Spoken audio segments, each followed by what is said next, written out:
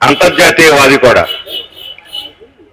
ఆయన కేవలం రష్యా గురించి, సోవియట్ యూనియన్ గురించి కాదు, భారతదేశంలో మన స్వాతంత్ర పోరాటంలో బాల గంగాధర తిలక్ని అరెస్ట్ చేసినప్పుడు బొంబాయి కార్మిక వర్గం మొత్తం ఒకరోజు సమ్మె చేసింది.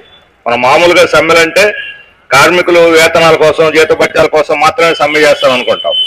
కాదు, ఒక జాతీయ యోధుడి కోసం ఆయన్ని విడుదల చేయాలని చెప్పి తిలక్ కోసం మొత్తం బొంబాయి కార్మిక వర్గం అంతా కూడా ఆ రోజు 1921లోనే పెద్ద ఎత్తున సమ్మె చేసినప్పుడు రాబోయే స్వాతంత్ర వెలుగుకు ఇది చిహ్నం అని చెప్పి లెనిన్ దాన్ని చెప్పాడు.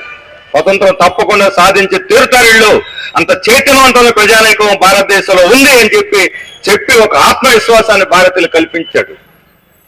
భారతదేశంలో జరిగే ప్రతి పరిణామాన్ని ఆయన గమనిస్తూ వచ్చాడు. భారతదేశంలో కార్మికోద్యమాలకు మద్దతు ఇచ్చారు. కమ్యూనిస్ట్ పార్టీ మొదటి శాఖ 1920లో టాష్కెంట్ లో జరిగింది.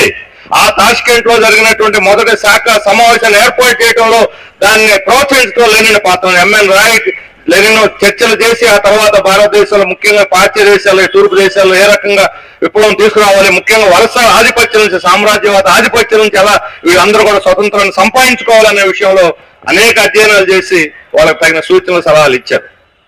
అది అందుకని ఆయన కేవలం రష్యా విప్లవ నేత అనుకుంటే పొరపాటు. ఆయన అంతర్జాతీయవాది, భారతదేశానికి మిత్రుడు, స్నేహితుడు. మన ప్రపంచంలో ఎవరు ఎక్కడున్నా భారతదేశ మిత్రులు, కార్మిక వర్గానికి మిత్రులుగా ఉన్న వాళ్ళు అందరూ ఒకటే. ఈ రోజు రష్యాలో, చైనాలో కాదు, అమెరికాలో ఉన్నటువంటి వాళ్ళైనా సరే మనకు మిత్రులే అని చెప్పిన ఒక ఉన్నతమైన, విశాలమైనటువంటి సందేశాన్ని మన లెనిన్ మనకి ఇచ్చాడు. రెండవది, ఈరోజు లెనిన్ యొక్క సందేశాన్ని విస్తృతంగా తీసుకుపోవటానికి గత 4 రోజులుగా ఇక్కడ మన శతవర్ధంతి కమిటీ ఆధ్వర్యంలో వీళ్ళు చాలా అభినందనీయమైనటువంటి కృషి చేశారు. ఒక రోజుతో ముగించకుండా ఈ పార్క్ అంతా తీర్చిదిద్ది రోజు సాంస్కృతిక కేంద్రంగా, లెనిన్ కేంద్రాన్ని ఒక సాంస్కృతిక కేంద్రంగా మార్చడానికి చొరవ తీసుకున్నటువంటి వాళ్ళందరినీ కూడా నేను అభినందిస్తున్నాను. ఈ కృషి ఇలాగే కొనసాగాల్సిన అవసరం ఉంది. ఎందుకంటే భారతదేశంలో ఈరోజు సాంస్కృతిక కాలుష్యాన్ని పెద్ద ఎత్తున వెదజల్లుతున్నారు. మనం పెట్రోల్ కాలుష్యానికి వ్యతిరేకంగానో లేకపోతే ఇతర అణు కాలుష్యానికి వ్యతిరేకంగా, రకరకాల కాలుష్యాలకు వ్యతిరేకంగా పోరాడుతున్నాం. ఈరోజు పర్యావరణ పరిరక్షణకు వ్యతిరేకంగా పోరాడుతున్న మేధావులంతా ఈరోజు సాంస్కృతిక కాలుష్యానికి వ్యతిరేకంగా పోరాటానికి కూడా ముందుకు రావాలి అని చెప్పి విజ్ఞప్తి చేస్తున్నాను. లెనిన్ ఒక ప్రజా సాంస్కృతిక మార్గాన్ని చూపెట్టాడు.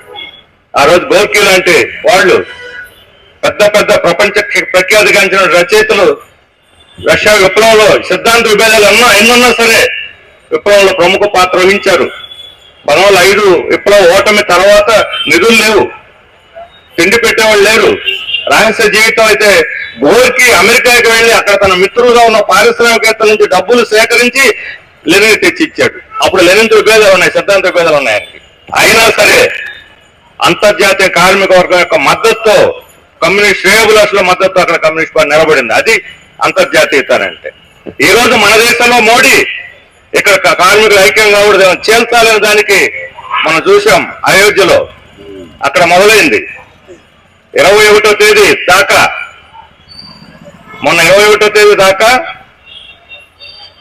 రామమయం అయోధ్య అంతా. ప్రజలందరూ కూడా భక్తిలో మునిగి తేలారు. ఒక్క రోజులో మొత్తం మార్చేశాడు. 22వ తేదీ రాగానే మోడీమయం అయిపోయింది అయోధ్య అంతా. రామమయాన్ని మోడీమయం చేసేశాడు. ఇక్కడి నుంచి మన మహామహులంతా వెళ్ళారు. చంద్రబాబు నాయుడు గారు, పవన్ కళ్యాణ్ గారు. ఆయనకి వీళ్ళకి మధ్య ఒక 2 పెద్ద ఇనప కచ్చడాలు పెట్టేశారు. సిగ్గుచేటు. ఈ 2 కచ్చడాలు ఏమిటంటే మోడీ ఎప్పుడు వస్తాడో, నా ముఖం ఎప్పుడు చూస్తాడో, దండం పెట్టాలి, నమస్కారం పెట్టాలని ఆయన తన చూపుల కోసం వీళ్ళు పరితపించిపోయారు. రాముడి చూపుల కోసం కాదు. వీళ్ళు అయోధ్య వెళ్ళింది రామ దర్శనం కోసం కాదు, మోడీ దర్శనం కోసమే వెళ్ళారు. ఏ పేపర్ అయినా, మీడియా అయినా సరే వీళ్ళు రాముని దర్శించారని చూపించారా అని అడుగుతున్నాను.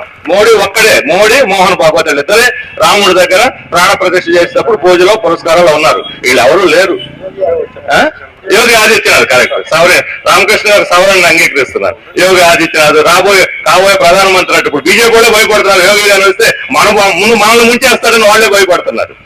అందుకని ఏం ప్రత్యామ్నాయం కాదు, మోడీకి నెక్స్ట్ ఎన్నికలను వాళ్ళు ఎత్తుకుంటున్నారు. అందుకని ఇలాంటి వాళ్ళు అక్కడ ఉన్నారు. ఈ మోడీ దర్శనం కోసం వీళ్ళు వెళ్ళారు అయోధ్య. తెలుగు ప్రజలు సిగ్గుతో తలదించుకోవాల్సిన పరిస్థితి. ఒక మాజీ ముఖ్యమంత్రి జాతీయ స్థాయిలో పెద్ద చక్రం చెప్పిన నాయకుడు కేవలం మోడీ చూపుల కోసం పరితపించి 2 ఇనప కచ్చడాలు యువతను నిలబడి ఆయన నమస్కారం చేసి ఈ జన్మ తరించిందని వచ్చాడనంటే అంటే మోడీ దేవుడు అని అక్కడ సన్యాసులు చూస్తుంది ఈయన కూడా అనిగిపోయినట్టున్నాడు, ఈయనే దేవుడు అని చెప్పారు. ఇలాంటి సాంస్కృతిక కాలుష్యం ఈరోజు భారతదేశంలో అవసరం రేపొద్దున రామ భజన కాదు మోడీ భజన చేస్తారు, ఈయనే దేవుడు అని. ఇది రాబోయే ప్రమాదం. అందుకని ఈ సాంస్కృతిక కాలుష్యానికి వ్యతిరేకంగా ప్రజా సాంస్కృతిక వికాసం కోసం కృషి చేస్తున్నటువంటి ఈ శతవర్ధంతి కమిటీని ఇక్కడ ప్రజానాట్య మండలి, ఆంధ్రప్రదేశ్ ప్రజానాట్య మండలి, అరుణోదయ ఎవరైనా సరే అన్ని రకాల అభ్యుదయ కళాకారులు, సాహితీవేత్తలు అందరూ కూడా ముందుకు వచ్చి ప్రజా సాంస్కృతిక ఉద్యమాన్ని ముందుకు తీసుకుపోవడానికి లెనిన్ వర్ధంతి సందర్భంగా ముందుకు రావాలి అని చెప్పి వారందరూ కూడా విజ్ఞప్తి చేస్తూ సెలవు తీసుకుంటున్నాను.